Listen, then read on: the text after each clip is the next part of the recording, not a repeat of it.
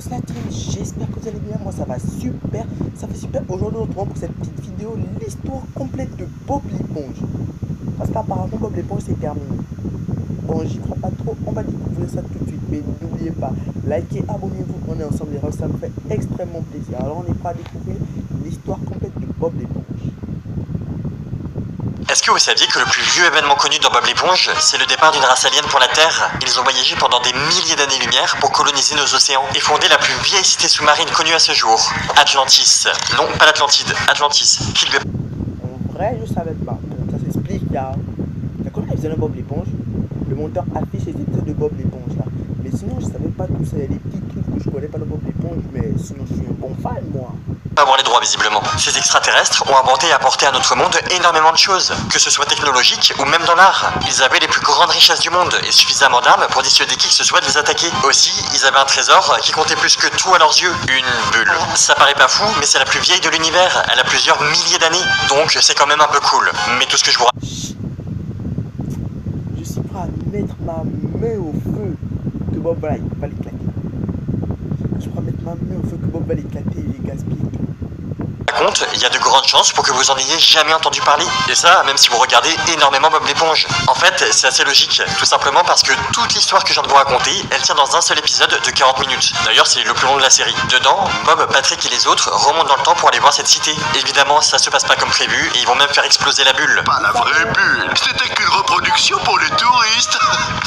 La voici, la véritable relique. Oh, une petite photo. C'était prévisible. Mais sinon, à part ça, plus rien. On a plus... Je les connais trop. N'oubliez pas le dicton, quand Bob l'éponge est quelque part, c'est la catastrophe assurée.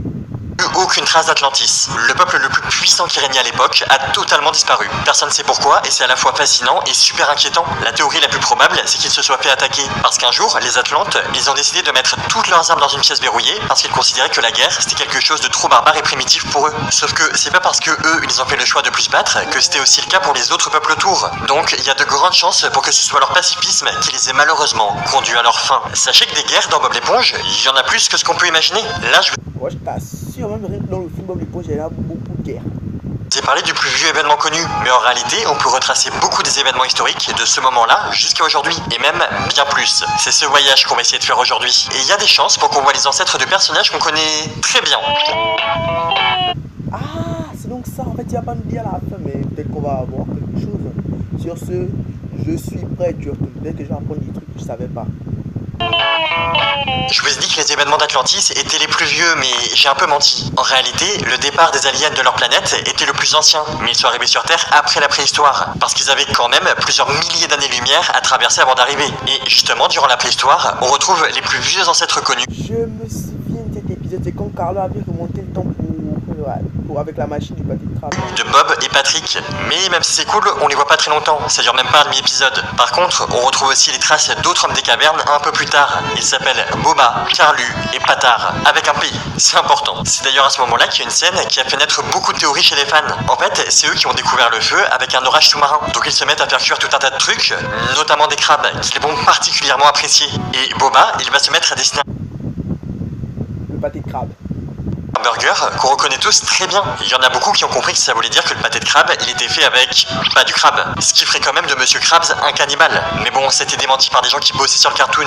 Mais certains pensent que ces personnes, elles veulent juste camoufler la vérité, parce que parler de cannibalisme à des enfants, c'est un peu hardcore. Bref, vous pensez ce que vous voulez, mais sachez juste que cette théorie bien sombre, elle existe. Aussi, avant de passer à la prochaine période historique, je voulais vous donner une info que je trouve assez folle et qui est mentionnée que dans un film. Vers moins 8000, il y a un dauphin du nom de Bubble qui s'est mis à jouer les gardiens de la galaxie. En gros, son boulot, c'est de vérifier qu'il n'y ait pas de problème cosmique. Et là, un bon jour, il dit quoi? Je veux aller aux toilettes. Et quand il part aux toilettes, à qui laisse la responsabilité de surveiller quoi, les planètes avec Bonnie et Bob. Et qu'est-ce que Bob fait? Vous allez le découvrir. Sauf que des milliers d'années plus tard, il a une envie pressante et il laisse Bob le remplacer pendant quelques secondes.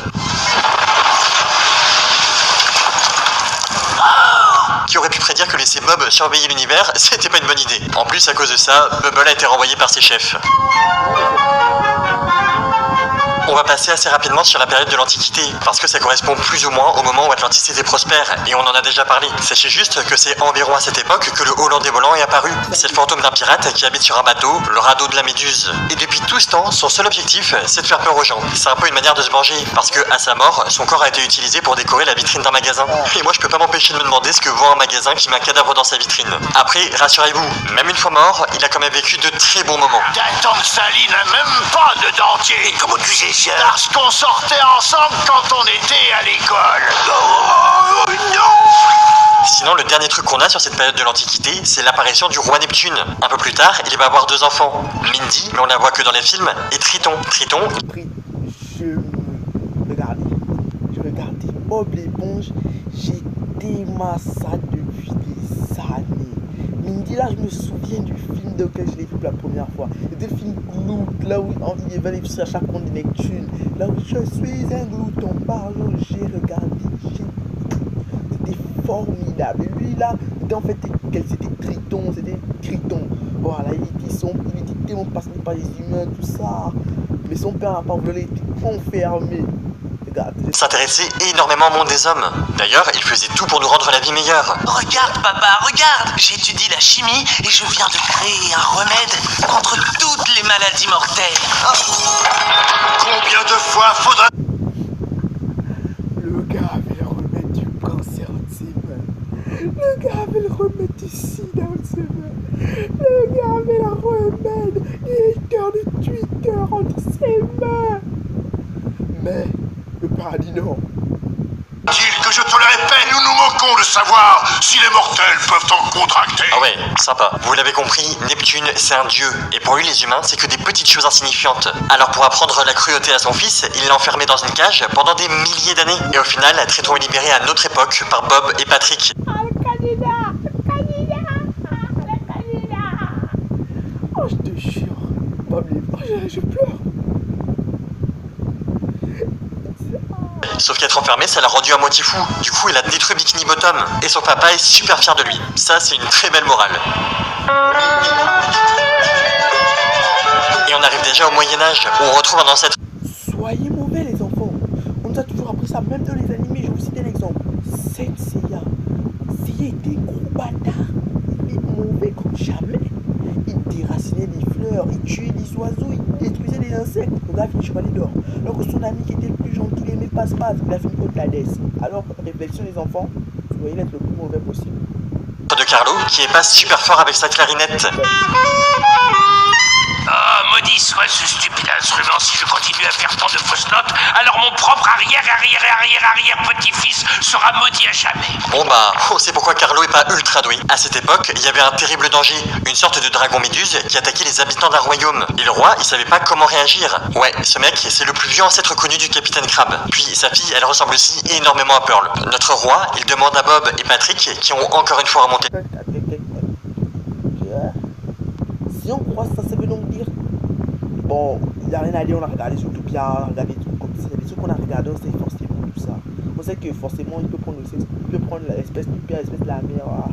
De terrasser le dragon et celui qui le contrôle. Et cette personne, c'est Planktonamor, l'ancêtre de Plankton. D'ailleurs, il a une boule de cristal qui fait énormément penser à Karen. Au final, Bob donne au dragon un pâté de crabe qu'il avait gardé sur lui. Et le monstre se retourne contre son propriétaire. Le monde est sauvé et le roi a un nouvel animal de compagnie. Qui a fort? Sinon, à peu près à la même période, on retrouve aussi une sorcière qui est sûrement de la famille de Carlo et qui contrôle l'esprit des gens grâce à ses pouvoirs. Mais son histoire n'est pas plus développée que ça. Je crois qu'à cette période, on a très certainement l'info la plus improbable qui soit. Les ancêtres de Patrick... Oui, je me souviendrai tout jamais de ça. Là où on a pris toute l'arbre généalogique de Patrick qu'on a vu pour découvrir que son grand cousin, c'était Gary, l'escargot de Bob. C'était des rois, puis... Après quelques générations d'union avec un fort degré de consanguinité, nous arrivons à vous, monsieur Étoile de Mer. Ça explique beaucoup de choses. D'ailleurs, quand Patrick va l'apprendre, il va à son tour devenir roi et avoir un règne tyrannique pendant une journée. Parce qu'en fait, il y a un autre descendant qui a plus de sang royal que lui. Et cette personne, c'est Gary. Ouais, l'escargot de Bob, c'est un prince. Et ça veut surtout dire que c'est le cousin de notre étoile de mer. On nous avait dit qu'il y avait eu beaucoup de consanguinité, mais à ce point-là... En 1895, c'est très précis, Bikini Bottom s'appelait N'a qu'un œil. Tout simplement parce qu'elle était sous le contrôle de Plankton N'a qu'un œil. Sauf que le légendaire Buck l'éponge est arrivé en vie. Oh putain, je te jure quoi. Le premier truc qu'il fait, c'est aller dans le saloon le plus proche, la cantine croustillante. Là-bas, il rencontre de nouveaux ancêtres de Carlo, Monsieur Krabs et Patrick. Puis il leur demande s'il peut devenir shérif. Et étant donné que tout le monde a peur de Plankton, le poste est vacant. Alors il obtient son étoile très facilement. Et après ça, il part provoquer un duel, le bandit qui terrorise tout le monde.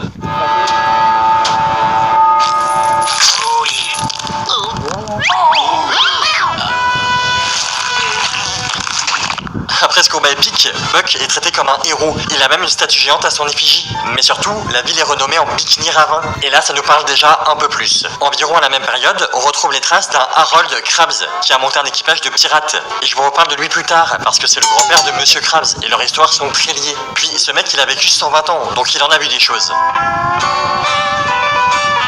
Bon, en réalité, on avait déjà un peu débordé sur cette période avec la conquête de l'Ouest, mais j'ai préféré les séparer pour que ce soit un peu plus clair. La première info qu'on a sur cette période, c'est qu'il y a eu les débuts de la grande course d'escargots qui a encore lieu aujourd'hui, et c'est Larry Luciano qui a gagné sa première édition. Ouais, là, oh, cet épisode avec Gary qui perd sa coquille, oh putain. je vous l'accorde, c'est pas ultra intéressant. Par contre, ce qui vient après, ça va sûrement beaucoup plus vous intéresser. On a la naissance des plus grands super-héros des océans, l'homme sirène et Bernard l'ermite, mais aussi celle de leurs ennemis, comme la terrible bulle infernale et lunettes noires. Qu'est-ce que vous allez faire de nous, nous envoyer en prison parce qu'on lit? Non, vous pouvez pas nous coffrer parce qu'on aime lire les bouquins. Vous avez raison. Rappelez-vous, les enfants, personne ne peut être emprisonné par amour des livres. Nous, on les a jamais beaucoup... Waouh, le super-héros. Et je me souviens encore de cet épisode-là, et ils sont comme ça à cause de Bob et Patrick. vu quand ils étaient jeunes, parce que dès la première saison, ils étaient déjà à la retraite. Aussi, à cette époque environ, Betsy et Victor Krabs sont nés. C'est les parents du capitaine Krabs. Puis il y a eu les grands-parents et les parents de Plankton. Parce que, d'après ce qu'on sait, sa grand-mère et son père ont que quelques années d'écart. Ce qui paraît bizarre, mais étant donné que je sais pas vraiment à quel âge ça se reproduit, ces petites bêtes, on va dire que c'est normal. Sur la même période, il y a aussi eu la naissance des grands-parents de Bob. Et après ça, plus rien. Il y a un petit trou jusqu'à la naissance de Eugene Krabs et Sheldon Plankton, qui sont les personnages emblématiques qu'on connaît aujourd'hui. Environ à la même époque, il y a aussi eu la mère de Carlo, Karen et Madame Puff qui sont nés. Et pas longtemps après, c'était Harold et Margaret, les parents de Bob. Ce qui veut dire qu'ils sont moins vieux que Monsieur Krabs. Je trouve ça assez fou quand même. Et justement, j'ai vraiment envie de vous parler de la vie de Eugène, parce qu'elle est beaucoup plus profonde et sombre que ce qu'on pouvait penser. Quand Monsieur Krabs est né, il est tout de suite devenu très ami avec Plankton. Si, je vous jure. Et ça a continué jusqu'à l'école primaire. Sauf que tout le monde se moquait d'eux. Pour Plankton, c'était parce qu'il était petit, et Eugène, lui, il était très pauvre. C'était à un point où c'est sa mère qui lui fabriquait ses fringues avec ce qu'elle trouvait dans la décharge. Donc la misère totale. Mon frère, je savais pas. Je savais pas. Puis un jour, les deux amis, ils ont vu un homme tenir un resto de burgers et il est devenu extrêmement riche grâce à ça. Alors ils se sont dit qu'ils voulaient faire exactement pareil et ils se sont mis à chercher la recette parfaite jusqu'à obtenir ce burger qui a l'air vraiment bon. Donc ils l'ont fait goûter à quelqu'un et... Attendez une seconde, peut-être qu'ils ont préparé au Patrick Krabs ensemble. Mais comment ça fait que... que Plankton connaisse pas la recette en fait? Pour faire simple, ils l'ont empoisonné. Faut dire que Eugène, il passe sa vie dans les décharges. Au niveau mesures d'hygiène, c'est pas trop ça. Sauf qu'aucun des deux amis voulait assumer et ils se sont rejetés la faute. Puis Plankton est parti en claquant la porte. Je te promets un combat que Ceci explique cela. tu n'oublieras pas. Ah bon, c'est malin, mais je vais quand même. En fait, c'est Plankton qui a inventé. Oh, ça c'est un escroc quoi. Pour jeter cette sauce, les jeunes, ça mange n'importe où. Ouais. Oh. J'ai réussi. J'ai trouvé le mélange qui plaira à tout le monde. Voilà comment est né le tout premier pâté de crabe. Après ça, il y a eu une rivalité entre les deux anciens amis, ce qui a mené à la guerre qu'il y a aujourd'hui entre le crabe croustillant et le saut de l'enfer tenu par Plankton. Et maintenant, on comprend un peu mieux pourquoi il veut lui voler la recette. Sauf qu'il va jamais vraiment réussir, et le seul truc positif qu'il y a à dire sur lui, c'est qu'il va finir par se marier avec Karen. Pour rappel, c'est un ordinateur. Je sais pas si c'est vraiment positif du coup. Par contre, l'histoire de notre crabe, elle s'arrête pas du tout ici. Est-ce que vous saviez que Eugène, il avait été le chef d'un équipage de pirates pendant des années? C'est à cause de son grand-père qui en était aussi un et dont je vous ai déjà parlé. Sauf que la vie de pirate, ça rapporte pas assez. Alors Monsieur Krabs, il a arrêté. Mais sans rien dire à son grand-père par peur de le décevoir. Beaucoup plus tard, il va finir... Je me souviens, en fait, J'ai trop regardé d'épisodes de Bob l'éponge. Par tout lui avouer et lui dire qu'en fait, il tient un restaurant. Et étonnamment, ça se passe plutôt bien. Enfin, j'ai jamais été si fier. Regarde-moi ces prix ridicules. Ça, c'est de la vraie piraterie. Oh, merci, Pépi. Mais Eugène, il a aussi eu un passé dans la marine. D'ailleurs, on le surnommait Abdo d'Acier. Mais le problème, c'est que faire la guerre, ça peut briser un homme. Pendant un long moment, Monsieur Krabs a traversé une grave dépression. Et j'aimerais qu'on s'arrête 2 secondes sur le fait que les animateurs aient glissé une bouteille d'alcool dans le fond de l'image. Ils n'étaient pas obligés de le faire. Mais juste avec ce détail, on comprend à quel point c'était pas une période simple pour lui. Après ça, il a quand même réussi à s'en sortir et il a racheté une maison de retraite qui faisait faillite. On est passé du Rusty Krabs, soit littéralement le crabe rouillé, au Krusty Krabs, le crabe croustillant. Parce qu'une seule lettre à ajouter, c'est moins cher. J'aime l'argent. Puis la suite, vous la connaissez plus ou moins. Il a fait fortune avec ses pâtés de crabe et il a recruté des gens, notamment Jim. Il est pas super connu alors qu'il a une photo géante de lui pour dire qu'il est Si je me souviens de lui, il est mégalo. le meilleur employé de tous les temps. Et il le mérite parce qu'il est clairement dit que ses burgers sont meilleurs que ceux de Bob. Mais Monsieur Krabs a refusé de l'augmenter, donc il est pas... Jamais, jamais, jamais, tu comprends ça? Jamais, jamais, jamais. Bob, tellement les pâtés de Bob étaient puissants qu'au moment où il est parti, le restaurant a fait faillite. Ils ont été obligés de renommer le restaurant le crabe croustillant et chez Bob l'éponge pour qu'il revienne et que... Non, Comme Jim est mais la recette du pâté de crabe. extrêmement doué en cuisine, au final, il a réussi à devenir riche grâce à ses talents. Puis il est resté ami avec Eugène, donc ça va. Carlo, il a un peu travaillé avec lui. Mais Bob, il a été recruté beaucoup plus tard. Mais ça, on y reviendra. Et c'est vrai que je l'ai pas dit, mais après l'ouverture du resto, le père de Monsieur Krabs est malheureusement décédé. On sait pas trop pourquoi, et tout ce que je peux vous dire, c'est que c'est lui qui lui avait donné son premier dollar, que Eugène a d'ailleurs dépensé pour acheter un soda. Encore une info pas très utile. À partir de maintenant, on se rapproche énormément de ce qu'on connaît aujourd'hui, parce que peu de temps après la mort de Victor, Carlo et Guillaume Calamarchic sont nés. Pour rappel, Guillaume, c'est ce mec-là. Il est ultra relou et il déteste Carlo avec Mono sourcil, la jeune Minecraft.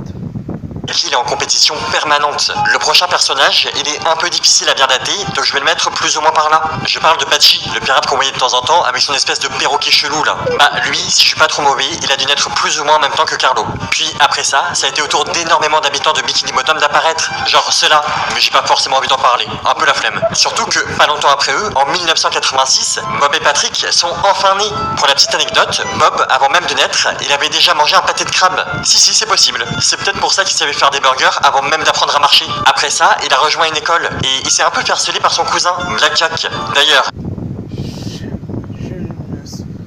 Je vous dis que j'ai trop regardé Bob l'éponge, je pense que je me souviens de cet épisode.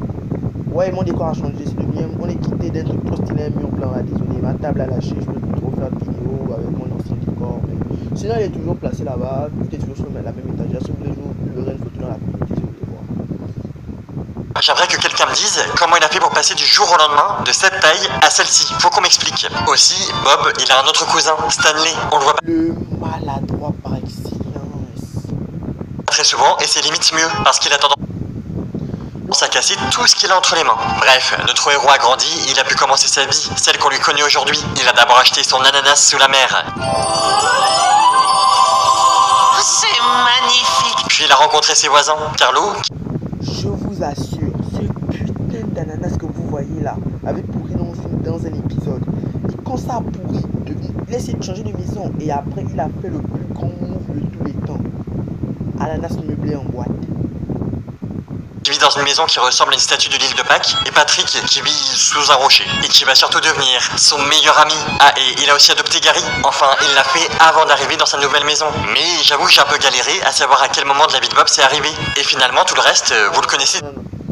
Peut-être, je dis bien peut-être que la timeline de Concoral et de Bob l'éponge se rejoint sur le fait que Bob là, au moment où il était encore en calme. Déjà, c'est le présent. Bob, il passe ses journées à cuisiner des pâtés de crabe, faire la chasse à la méduse, s'amuser avec Patrick, ou tenter une millième fois son permis.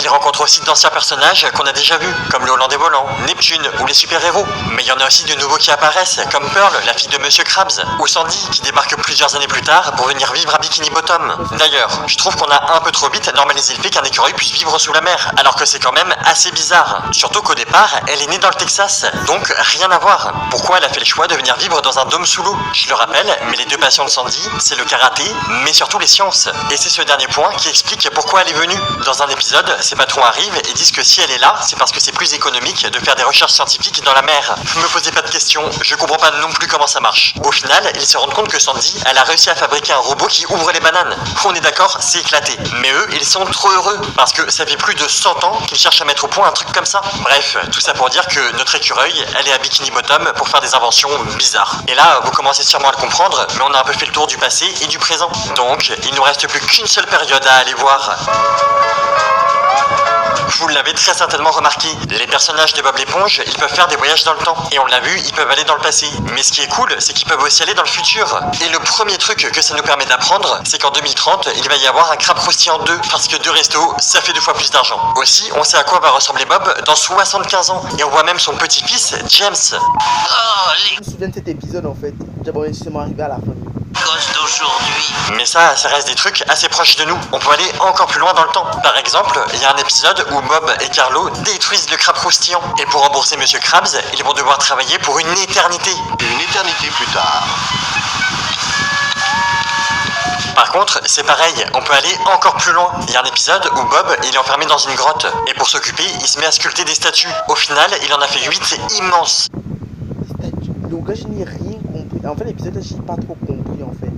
Je sais pas trop comment ça s'est passé, mais je me souviens de l'épisode, mais j'ai pas trop compris. Et 3000 ans plus tard, des sortes d'extraterrestres ont visiblement colonisé la Terre. Ils découvrent les statues sans savoir qui les a faites ni pourquoi. Et pour eux, c'est un des plus grands mystères. Comme quoi, il y a peut-être beaucoup de choses du passé qu'on découvre aujourd'hui sans savoir ce que c'est, puis au final, c'est juste un mec qui s'ennuyait. Par contre, je crois qu'il est temps pour nous de faire un dernier bond dans le futur, un tout dernier voyage. Ça arrive quand Carlo s'enferme dans le congélateur du resto pour échapper à Bob et Patrick. Sauf que la poignée se coince et il est congelé. La porte, elle s'ouvre que 2000 ans plus tard. Je sais qu'on est déjà allé beaucoup plus loin, mais vous allez comprendre. Notre Carlo, il découvre que tout Bikini Bottom est recouvert de chrome, parce que c'est la mode. Et il rencontre Spongetron, une version robotisée de Bob. Aussi, il a des clones, et Patrick, je sais pas pourquoi, mais il a 2 têtes. Carlo panique, parce que un Bob et un Patrick, ça faisait déjà beaucoup. Mais là, heureusement, il trouve une machine pour voyager dans le temps. Et il arrive à la fin des temps. C'est un endroit presque tout blanc, sans personne pour le déranger. Mais au final, Carlo se rend compte qu'il n'aime pas du tout être seul. Bob et Patrick lui manquent. Alors il se téléporte et rentre à la maison. Dois-je en déduire que t'es d'accord pour... Allez, à la pêche! On peut avoir l'impression qu'il n'y a pas de fil conducteur ou de logique dans Bob l'éponge. Mais quand on s'y intéresse un peu plus, on se rend compte que rien n'est laissé au hasard. Bref, si quand on était C'est pour ça que je tiens à vous dire un truc. Pour moi, Bob l'éponge est et restera le meilleur dessin animé. Il sera à tout jamais dans mon cœur. on pouvait juste rire des blagues de Bob et Patrick. En grandissant, on se rend compte d'à quel point le travail qui a été fait est incroyable. Je suis vraiment heureux que la série soit encore en cours aujourd'hui. Il y a de nouveaux épisodes qui sortent et qui rendent l'histoire encore plus complète. Mais surtout, ça permet aux jeunes générations de découvrir la série et pouvoir partager avec eux des choses qu'on a connues en étant gamin. C'est une des plus belles choses qui soit. C'est comme si un chapitre de notre enfance n'était pas vraiment fermé, et pourvu qu'il le reste.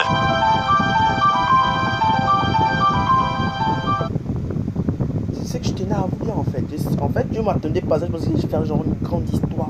Mais au fond, si vous avez kiffé la vidéo, n'oubliez pas le pouce bleu, l'abonnement. C'était super. On est ensemble. Ciao les mecs. Et les meufs.